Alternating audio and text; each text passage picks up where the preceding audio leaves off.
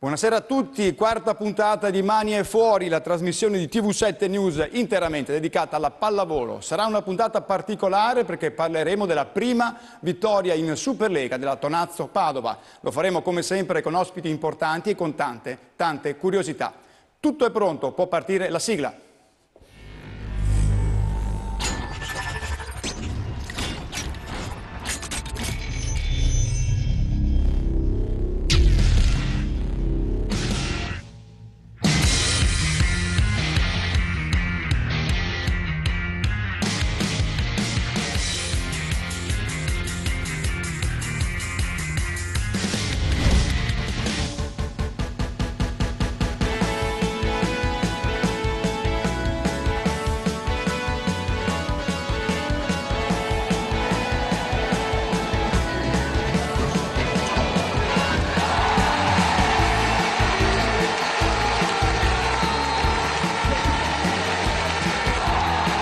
Eccola, è lei, è la prima vittoria in Superlega della Tonazzo. Arriva dopo 2 ore di gioco, quando Volpato stampa il muro decisivo, quello che regala i primi 3 punti ai bianconeri nella massima serie. Un successo che fa impazzire di gioia i 2500 del Pala Fabris e che dice una cosa importante: se dall'altra parte della rete non ci sono le primissime della classe, questa squadra può dire la sua. Le prime 4 partite, come tutti sappiamo, erano molto difficili già sulla carta. Questa era la prima delle partite abbordabili per noi, è andata benissimo, quindi siamo contentissimi.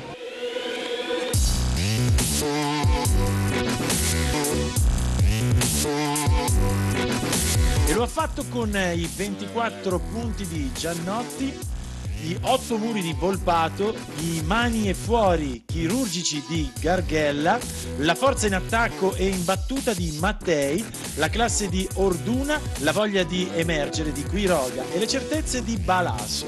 Insomma, quello che Valerio Baldovin sognava e quello su cui con tutto il suo staff lavora dal 19 agosto. Il messaggio è chiaro: quella che in molti definivano la Cenerentola del campionato lo è sicuramente un po' meno. I giovanissimi bianconeri lavorano un sacco e imparano in fretta. Certo, sbagliano ancora molto, come nel primo set con Molfetta, ma i peccati di gioventù sono tali per tutti e vanno spesso perdonati. E allora sul fondo della graduatoria rimangono Monza, rullata da Ravenna, e Milano, che ha fatto una magra figura con Trento. Muove invece la classifica l'Alto Tevere di Paolo Montagnani, prossimo avversario di Padova, che perde al quinto set a Latina. In vetta alla classifica un terzetto, Macerata, Modena e la sorprendente Ravenna. Subito dietro Trento e Perugia, che ha superato Verona al termine di 4 set spettacolari. Un campionato che sembra sempre più dividersi in 2 tronconi e in cui i bianconeri cominciano a far capolino. Senza dimenticare che questa squadra non ha ancora potuto contare sull'apporto di Mattia Rosso. Il capitano però è ormai pronto per il rientro, per la gioia di tutti. E allora bentornata la vittoria Tonazzo, bentornata la voglia di stupire, bentornati i sorrisi e gli abbracci a fine partita.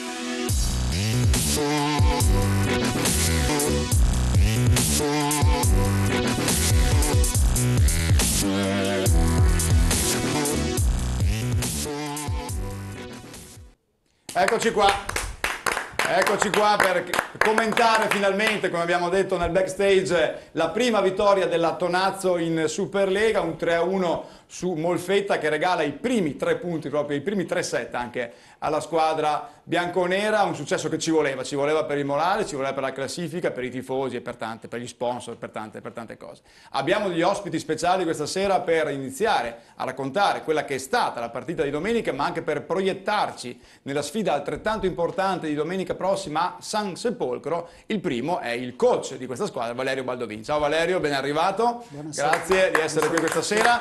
Come sempre lo studio poi si popolerà nella seconda parte perché abbiamo le ali arcobaleno che scalpita nel backstage, li vedremo tra poco, entreranno come sempre nella seconda parte. Accanto a Valerio Baldovin, allora lui non è più il presidente del comitato FIPAV di Padova, ma comunque rappresenta sempre e comunque la pallavolo padovana. Stefano Camporese, ciao Stefano. Ciao a tutti.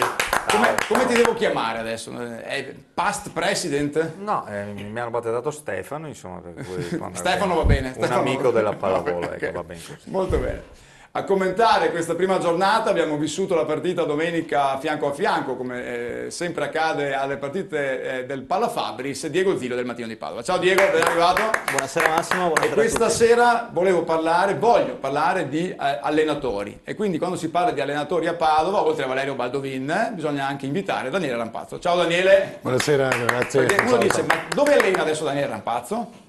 Non allena. Non allena. Però se si parla di allenatori, se permetti, qualcosa puoi dire. Studia, osserva. Studia, Va a osserva. vedere. Bene, bene. Parleremo di allenatori giovani questa sera, io voglio farti qualche domanda. Bene. Ok, quindi Valerio, abbiamo visto nell'introduzione, mentre vediamo già le ragazze delle ali che cominciano a farsi vedere e a salutare, abbiamo visto nella scheda introduttiva questi primi 3 punti, no? Avete lavorato tanto, credo che la soddisfazione sia stata veramente straordinaria domenica, quando Volpato ha messo di là le mani per l'ultimo muro. Sì, beh, sicuramente più che per i 3 punti siamo molto contenti perché insomma abbiamo visto che comunque tutto il lavoro che abbiamo fatto ha uno sbocco, ci dà fiducia di continuare a lavorare così per il futuro, quindi ben venga insomma questa vittoria. Chiaro che fa piacere non essere più nel fondo della classifica. Sì, anche a livello psicologico. Sì. C'è stato qualcosa che ti è piaciuto in particolare domenica? A me continuano a piacere molto i centrali di questa squadra. Sì, diverse cose sono andate bene domenica, no? Quindi è ovvio che il fatto di aver portato a casa la vittoria significa che bene o male tutti quanti sono riusciti a portare il giusto apporto. I centrali in questo momento stanno giocando molto bene, sia in fase di attacco, sia a muro, ma anche al servizio, quindi direi che abbiamo dei centrali che sono probabilmente non eccelgono in nulla di particolare, cioè non hanno spiccatissime caratteristiche in uno dei 3/4 fondamentali su cui lavorano, ma sono efficienti in tutti e 4 i fondamentali, per cui bene, insomma. Comunque gli 8 muri di Volpato hanno fatto notizie comunque sotto tutti i punti di vista, anche statistico. Sì, però io credo che la prestazione a muro della squadra sia anche figlia del fatto che abbiamo battuto molto bene, quindi loro sono sempre stati costretti a tenere una palla abbastanza staccata da rete, quindi ci ha agevolato, insomma. Sì. Vediamo allora i risultati, il quadro completo dell'ultima giornata. Prego la regia di mandare la grafica così vediamo il quadro di tutte le partite che sono giocate tra sabato e domenica scorsa. Ecco qui il quadro, quindi successo di 3-0 di Macerata su Piacenza. A proposito di Piacenza, apriamo come sempre la parentesi per aggiornare sulle vicende di questa società. Si parla di una settimana, 10 giorni al massimo per capire il futuro della Copra Ardelia, dopo che il socio Ruggeri è stato sostanzialmente defenestrato, passatemi il termine, perché non avrebbe rispettato i termini di pagamento della sua sponsorizzazione. Quindi Piacenza che è lì un po', come si dice, sulle braci. Perugia che batte 3-1 Verona, bella partita, l'abbiamo detto nella scheda iniziale. Trento che passa facilmente 3-0 su Milano. Ravenna che continua il Magic Moment, anche se vince con Monza 3-0, 3-1 di Padova chiaramente con Molfetta, e il successo al quinto set di Latina con l'Alto Tevere. Era a riposo Modena. Andiamo a vedere anche la classifica, così ci tiriamo sul morale, perché eravamo sempre sull'ultima riga, 0-7 e 0 punti. Adesso insomma le cose cambiano un po', vedete Modena in testa assieme con Macerata e Ravenna, poi Trento subito sotto, Perugia 10, Copra 9, Latina e Molfetta 7, Verona 6, Padova a 3, Alto Tevere a 1, ancora ferme Monza e Milano. Diego, Monza e Milano fanno un po' spesse però, perché è vero che non sono 2 squadroni, però vederle ancora a 0 dopo 5 partite, no? Un po'. Beh, bene così per Padova, verrebbe da dire. Effettivamente comunque parliamo di squadre che conosciamo per quanto siano cambiate dalla scorsa stagione. Mi riferisco in particolare a Monza, con cui è stato vissuto un bel duello per tutta la stagione scorsa.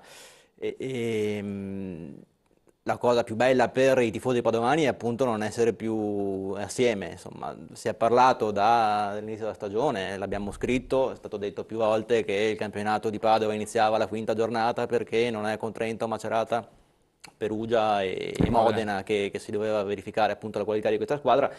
vero, però serviva una prova dei fatti, insomma, ed era tutto da dimostrare che fosse veramente così. Bene, domenica scorsa si è visto che appunto questa squadra può giocarsela, come è stato anche detto nel servizio di apertura, se gli altri non sono i marziani che... Anche perché Diego, forse per la prima volta c'era un po', passami il termine, di pressione addosso alla squadra, nel senso che se perdi 3-0 con le squadre che abbiamo detto prima nessuno ti dice niente, ma se perdi 3-0 con Molfetta magari...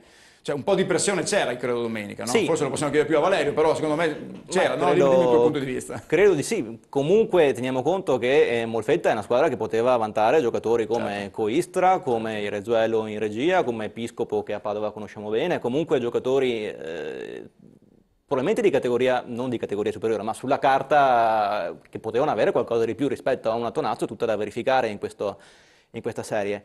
E invece la prova dei fatti è stata importante, teniamo conto appunto che le 4 sconfitte ci stavano, ma sulla carta giustamente, ma per quanto banale perdere non fa mai piacere e soprattutto si rischiava, ed era la cosa forse più importante, che si venisse a far evaporare, a vanificare tutto l'entusiasmo, che c'è, l'entusiasmo costruito attorno a questa squadra. Chiaro che un'altra sconfitta avrebbe probabilmente potuto, sì, intaccare quello ed è l'aspetto più bello, se vogliamo, dell'avventura, della cavalcata di Padova di queste ultime stagioni, insomma. Stefano, comunque il pubblico ha risposto, 2500 anche domenica, nonostante, come ho scritto, come abbiamo scritto più volte con Diego, non ci fossero gli autografi di Vettori, di Atanasiewicz da fare, perché poi dobbiamo mettere in conto anche quello quest'anno, anche quello attira, ma c'erano squadre diciamo più normali. Comunque 2500, Padova ancora una volta ha dimostrato che c'è ed è sempre ai vertici del numero di paganti ogni domenica. E io l'ho detto anche tante altre volte, forse rispetto alle altre piazze a Padova prima di venire a vedere gli Atanasiewicz si vengono a vedere i propri atleti. C'è l'attaccamento alla squadra, c'è l'attaccamento al movimento, per cui anche se è andata bene domenica, c'è stata una gran partita, io sono convinto che se le sconfitte si prolungavano il pubblico non avrebbe calato sicuramente, anzi forse si attaccava ancora di più perché dalle statistiche che ho visto sui giornali mi pare sia la squadra più giovane del campionato. Assolutamente. Per cui quando c'è una squadra giovane c'è bisogno sì degli allenatori, dopo sentiremo anche Daniele che ci dirà le sue, insomma, che come tecnica e tattica gli danno una mano, ma hanno anche tanto bisogno di sentirsi attaccati a una città, a una tifoseria. La tifoseria di Padova è sempre stata un po' anglosassone, come l'ho sempre chiamata io, insomma, però comincia ad esserci, comincia a farsi sentire. Tra l'altro, scusi, interrompo Stefano, ma nella terza parte, quindi lancio come sempre qualche sasso per tenere anche gli spettatori lì, mi auguro fino alla fine, abbiamo un interessante filmato che fa vedere come il presidente cremonese domenica si sia schierato in curva e quindi non perdetevelo perché secondo me ne vale... Chiamato a gran voce dai tifosi, lui ha raccolto l'invito, ma non solo, anche con il suo vice, con alcuni membri del consiglio direttivo e poi vedremo queste immagini esclusive. Avevo visto Valerio lunedì sera in comitato e appunto gli avevo chiesto come mai anche questa sua metamorfosi, ho visto qualche spezzone di set via web perché non potevo essere al palazzetto e anche lui ci è dato dentro con qualche...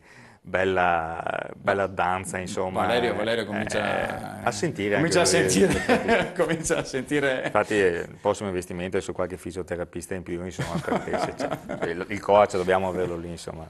Bene, ci fermiamo qua per la prima parte, vedete le ragazze delle ali che stanno scalpitando, abbiamo una grandissima seconda parte con interviste e come vi dicevo volevo davvero iniziare a parlare di allenatori, perché quest'anno questa squadra, l'anno scorso ma anche quest'anno è una squadra giovane, una squadra ben allenata, una squadra con allenatori giovani, con uno staff giovane su cui Padova sta investendo e credo che veramente valga la pena spenderci due parole. A tra poco.